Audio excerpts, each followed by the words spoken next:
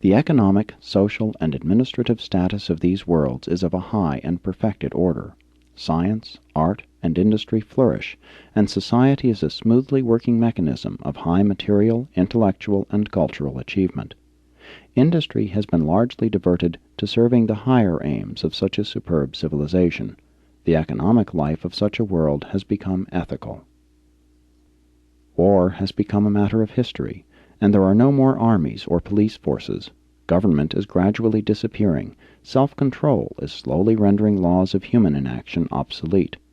The extent of civil government and statutory regulation, in an intermediate state of advancing civilization, is in inverse proportion to the morality and spirituality of the citizenship. Schools are vastly improved, and are devoted to the training of mind and the expansion of soul.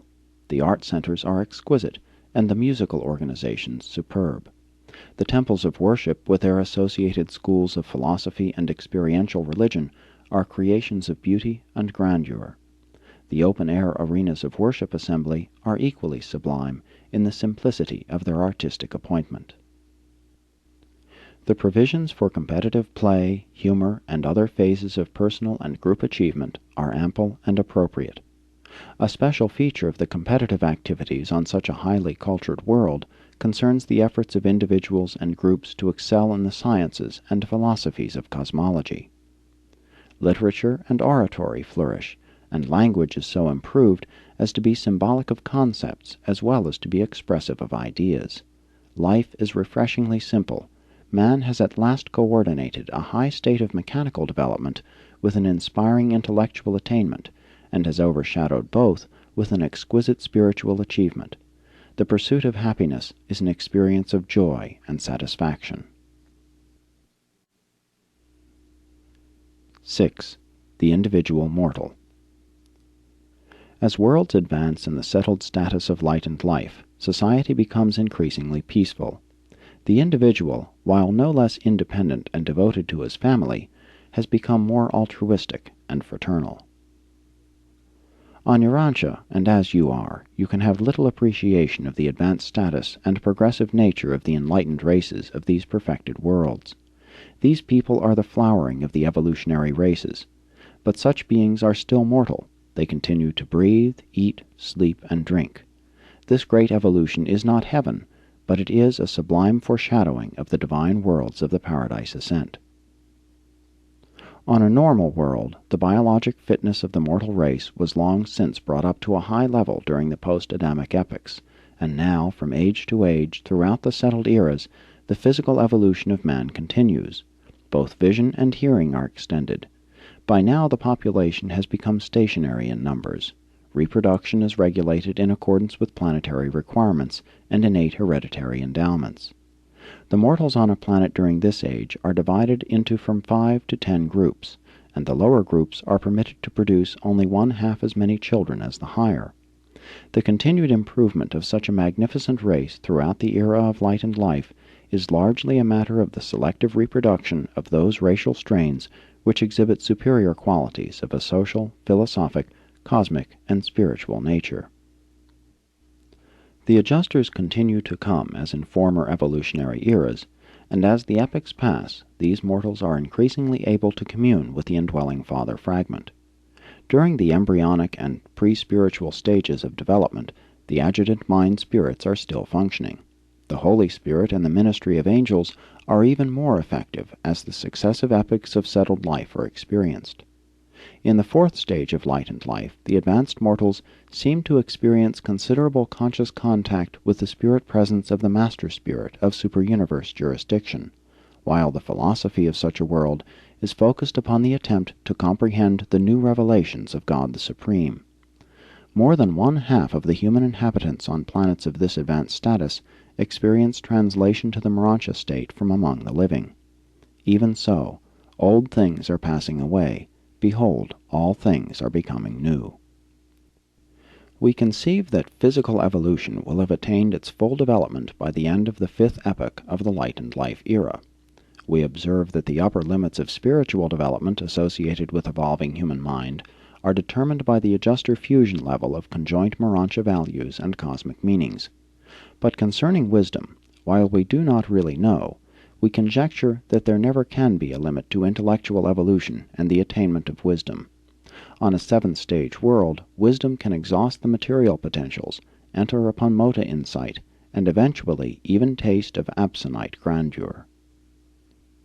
We observe that on these highly evolved and long seventh-stage worlds, human beings fully learn the local universe language before they are translated, and I have visited a few very old planets where Abundantes were teaching the older mortals the tongue of the super-universe, and on these worlds I have observed the technique whereby the absonite personalities reveal the presence of the Finaliters in the Morontia Temple.